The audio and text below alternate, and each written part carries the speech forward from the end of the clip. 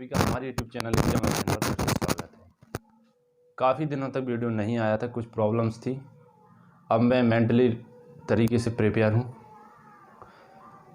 हो जाता है कभी कभी। करते हैं आज की वीडियो को स्टार्ट। और अब से वीडियो आपको लगभग कोशिश रहेगी डेली मिलेगा। चलिए, खैर जो भी हो गया उसे भूलते हैं और चलते हैं आज के वीडियो में। बताते हैं आपको हम वीडियो में किस तरह से मोड मीन और मीडियन, ठीक है, यानी कि समांतर माप बहुलक के बारे में आज पढ़ेंगे। तो चलिए पहले देखते हैं केंद्रीय प्रवृत्ति की जो मापें हैं वो कौन कौन सी हैं। तो केंद्रीय प्रवृत्ति की मापें देख लीजिए आप, ठीक। केंद्रीय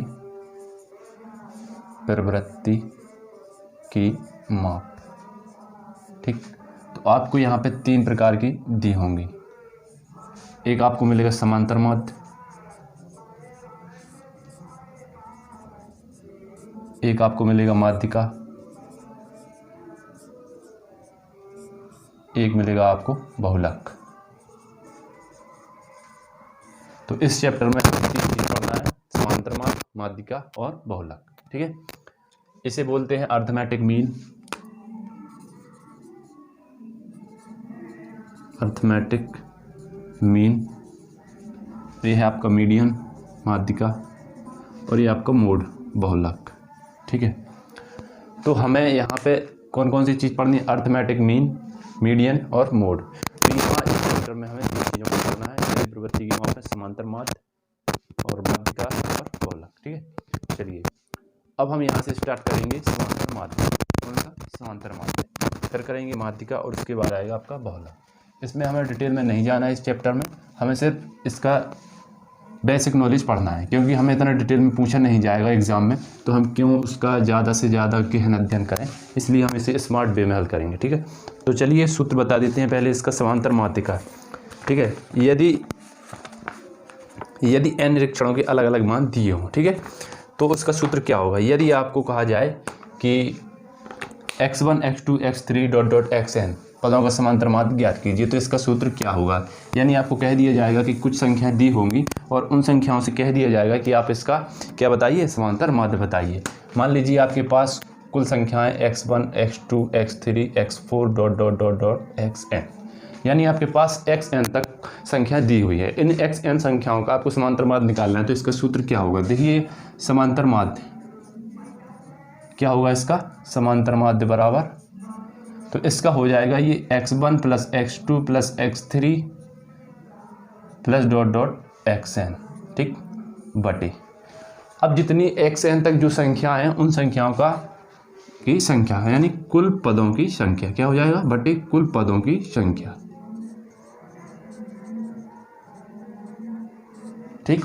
चलिए तो ये तो हो गया आपका n तक, यानी कि जितनी भी संख्या है, यानी इसे हम लिख सकते हैं सिग्मा n अपॉन में n, ठीक है। तो क्या लिख सकते हैं इसे? सिग्मा n, यानी कि सभी संख्याओं का योग बटे कुल पदों की संख्या। तो ये हमारा क्या आ जाएगा? समांतर माध्य। अब इसका देख लेते हैं एक सवाल, तो ये क्लियर हो जाएगा आपका, ठीक है। चलिए तो हाँ, आपको एक सवाल दिया गया है, लिखा है, क्वेश्चन है, लिखा है 10 20 18 12 14 16 50 का माध्य ज्ञात कीजिए, ठीक है। क्या दिया है? 10 20 18 12 14 16 और 50। तो यहाँ पे संख्याएं कितनी हैं? यहाँ n बराबर कितना है? n काउंट कर लीजिए, 1 2 3 4 5 6 7। तो n बराबर तो आपका हो गया 7। अब आपको समांतर माध्य में क्या है? इसका सबका जोड़ करना है, तो ये हो जाएगा 10 + 20 + 18 + 12 + 14 + 16 + 50 बटे में कितना हो जाएगा आपका? टोटल आया था अपना 7, ठीक है। तो सभी को काउंट कर लीजिए, ये 50 हो गया, 50 और 30 80, 80 और 40 120 और 30 120 और 30 150 बटे 7, कितना? 150 बटे 7। काउंट कर लेते फिर से, 20 और 10 30, 30 और 30 60, 60 और 30 60 30 90, 9 5 14, 140 हो रहा है। कितना हो रहा है? 140 यानी 140। तो 7 का भाग करेंगे तो कितना आ जाएगा, 7 से जाएगा 2 बार यानी कि 20। तो इसका जो समांतर माध्य आएगा वो साथियों कितना आ जाएगा, 20 आ जाएगा। यानी कि इसका जो मीन है वो कितना आ जाएगा, 20। तो इसका हम आपको मीन कितना बताए हैं, 20। तो इस तरह से हमें इसका सॉल्यूशन करना था। तो चलिए एक क्वेश्चन आपने देख लिया है। अब आपको देखेंगे कि समांतर माध्य की गणना किस तरह से करते हैं। साधारण दिया हो या बंटन सारणी, यानी कि अब आपको बारंबारता सारणी दी होगी तो उसके माध्यम से आप कैसे निकालेंगे समांतर माध्य, तो वो भी आप देख लीजिए यहाँ पे। ठीक है, चलिए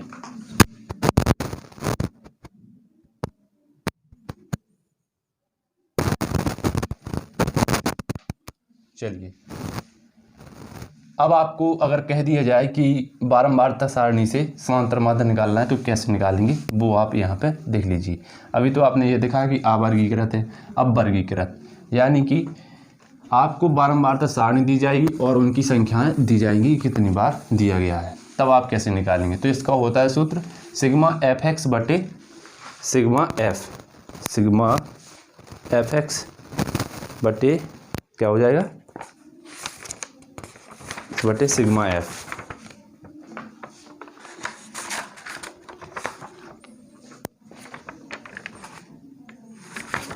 चलिए अब आप यहां देख रहे होंगे कि आपको सारणी दी गई, प्राप्तांक दिया गया है एक तरफ आपको प्राप्तांक दिया गया, दूसरा विद्यार्थियों की संख्या यानी कि स्टूडेंट की संख्या, और उसे हम क्या कहेंगे, बारंबारता। ठीक है, चलिए ये हमें दिया है। ठीक है, तो ये कितना दिया है प्राप्तांक, 11, 12, 13, 14, 15 और 16। ठीक है, कितना 3, 7, 8, 5, 2, 4, 8, 5, 2, 4। तो ये अपना लेंगे क्या, एफ। ठीक है, और ये अपना हो गया एक्स, तो ये कितना हो जाएगा अपना F x, F into x. ठीक है, तो इसे एफ गुणा 33 बरसा 84, 13 7 63 84 13 4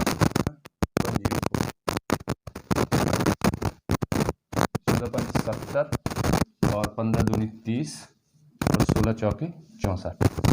चलिए अब इसे कर लेंगे आप टोटल। तो यहाँ पे आप f का पता करेंगे, यानी पदों की संख्या कितनी है आपको, 7, 10 और 18, 18 और 23, 23, 24, 25, 25 और 24 कितना हो गया,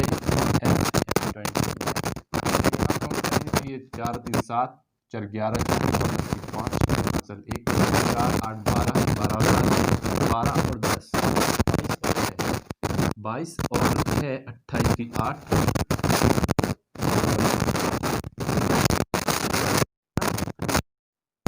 अब आप देखिए इसका जो सूत्र है वो किस तरह से काम करता है। ठीक है, समांतर माध्य निकालना है तो इसमें आपको समांतर माध्य का सूत्र क्या होगा, समांतर माध्य इसका सूत्र होगा सिग्मा एफ एक्स बटे एन।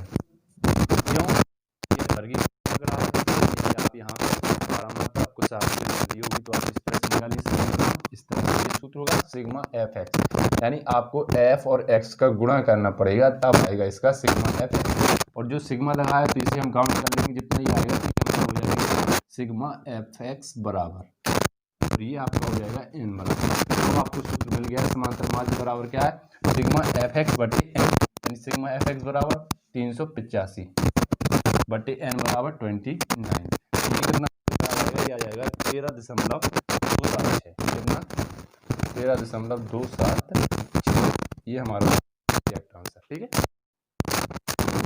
अब आपको यहाँ पे समांतर माध्य के कुछ कोण या दोष होंगे वो आप यहाँ पे देख सकते हैं, और आपको चाहिए तो आप स्क्रीनशॉट ले लो, वरना आपको मैं टेलीग्राम में फोटो दे दूंगा तो आप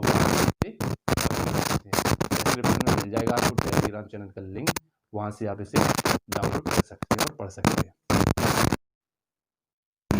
चलिए इसे आप पढ़, अब बात करते हैं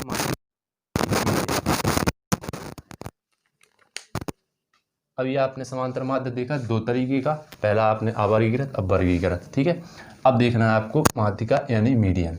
माध्यिका को ज़्यादा आप डिटेल में नहीं जाएंगे, आप सम और विषम में ही पढ़ेंगे और उसको ज़्यादा डिटेल में पढ़ने की आवश्यकता है नहीं वैसे। ठीक है, चलिए उतने में ही आपका काम हो जाएगा बीटीसी पेपर के पेपर के अकॉर्डिंग। ठीक है, चलिए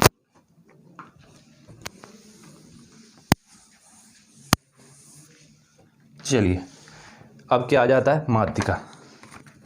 इसकी परिभाषा यदि आंकड़ों आरोही क्रम में लिखा जाए, ठीक है, यदि आंकड़ों को आरोही क्रम में व्यवस्थित किया जाए तब मध्य में आने वाले पद को माध्यिका कहते हैं। क्या कहते हैं?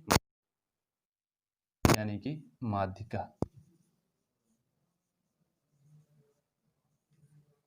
क्या है? मीडियन। चलिए माध्यिका। अब माध्यिका के प्रकार तो कई हैं, हमें कौन कौन से पढ़ने हैं वो देख लीजिए। ठीक है, यानी कि अवर्गीकृत, सम और विषम। ठीक है, चलिए जब आंकड़े वर्गीकृत हों, क्या हों? जब आंकड़े अवर्गीकृत हों। ठीक, अवर्गीकृत। तो पहला जब सम क्या हो? संख्या विषम हो। और दूसरा क्या है? जब सम हो। ठीक है, तो दो ही कंडीशन हमें पढ़नी है, या तो संख्या सम हो या उनकी संख्या विषम हो। ठीक है, तो पहले आप देखेंगे जब संख्या विषम हो तब उसका सूत्र क्या होता है। तो उसका सूत्र देखते हैं। जब संख्या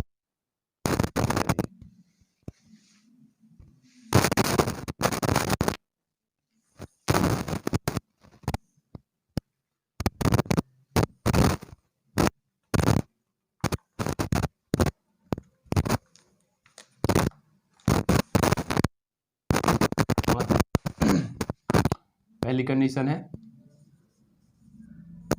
जब पदों की संख्या क्या हो?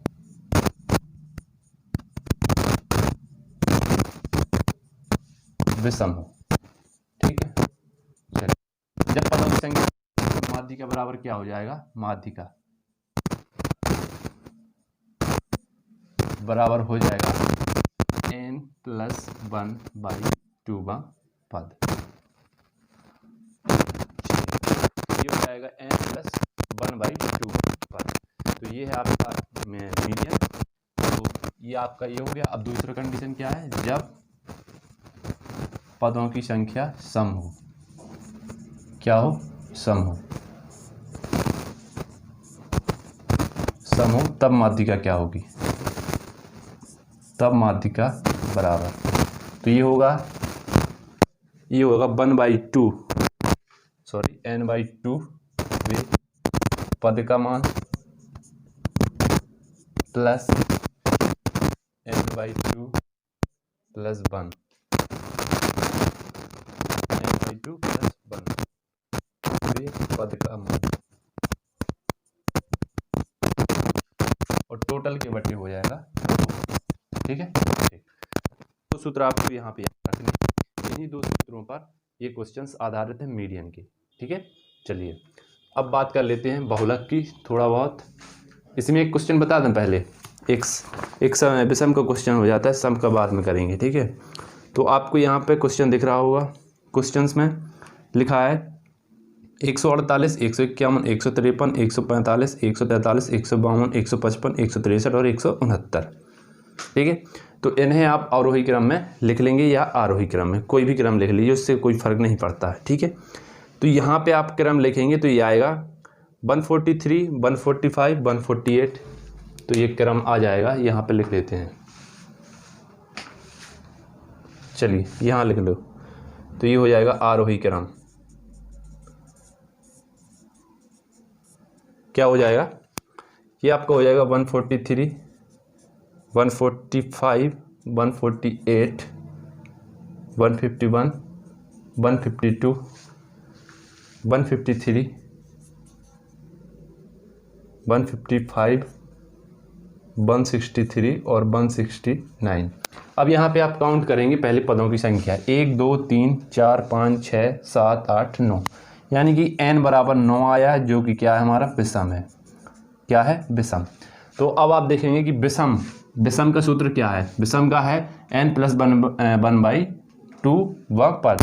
तो n बराबर कितना आ गया आपका 9, तो 9 + 1/2 पद क्या होगा आपका माध्यिका। तो ये कितना हो जाएगा 10/2 यानी 5वां पद।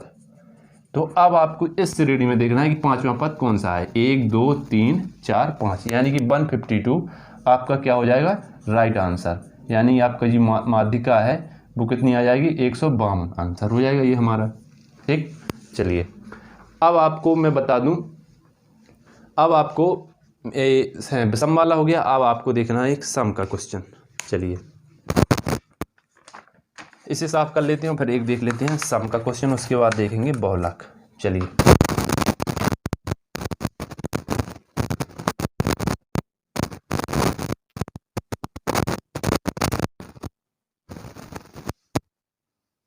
अब देख लेते हैं आप यहाँ पे सम का क्वेश्चन।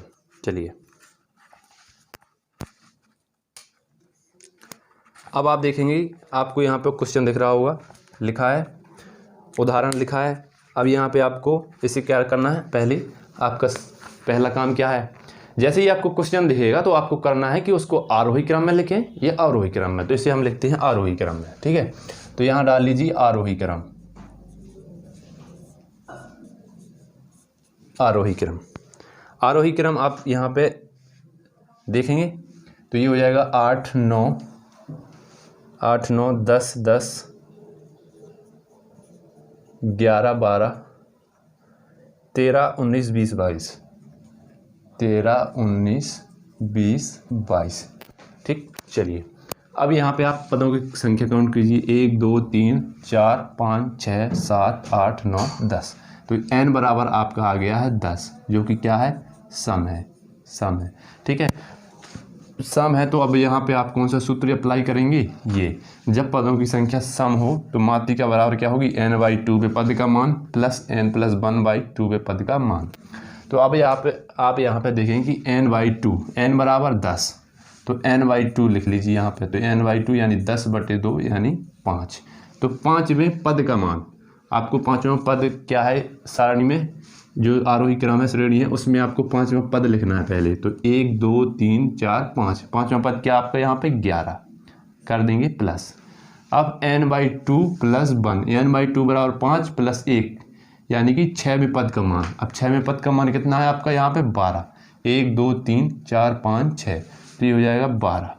अब बटे में क्या होगा टोटल 2।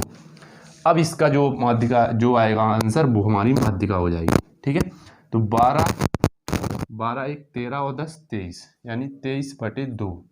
तो ये कितना हो जाएगा 11.5 माध्यिका बराबर आएगा 5। ठीक है, यही 2 इम्पोर्टेंट हैं और ज़्यादा पढ़ने की आवश्यकता है नहीं। अब आपको ये चलते कहाँ पर बहुलक पे यानी मोड पर। ठीक है, चलिए मोड।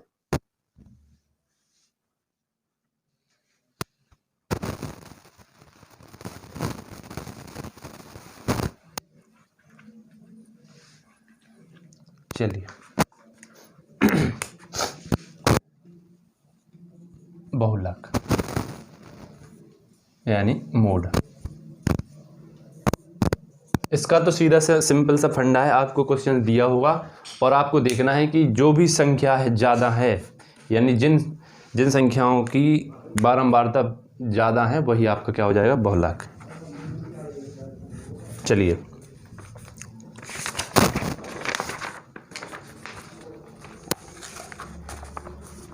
अब आप यहाँ पे एक क्वेश्चन देख रहे होंगे, लिखा है 10 12 19 9 13 12 8 12 12 11 13 12 का बहुलक ज्ञात कीजिए।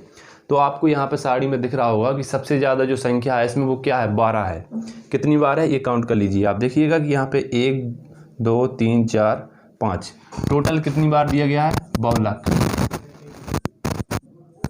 कितनी होगी 12। तो इनकी जो संख्या है वो कितनी दी गई हमें इसमें श्रेणी में, संख्या इनकी है 5 है, तो ये सबसे ज़्यादा है, इसीलिए जो क्या हमारा बहुलक है। बहुलक यानी वह है कि श्रेणी या सारणी में जो भी आपको दिया होगा उसमें किस पदों की संख्या ज़्यादा है।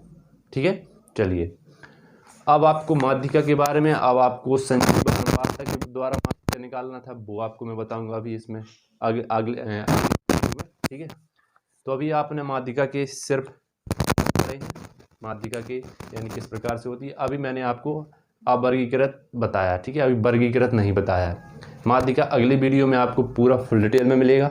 इस वीडियो में आपने शॉर्ट में पढ़ा है, अगले वीडियो में हम आपको पूरा डिटेल में बताएंगे और एक्सरसाइज के माध्यम से भी आपको पूरा सॉल्यूशन देने की कोशिश करेंगे, ठीक है।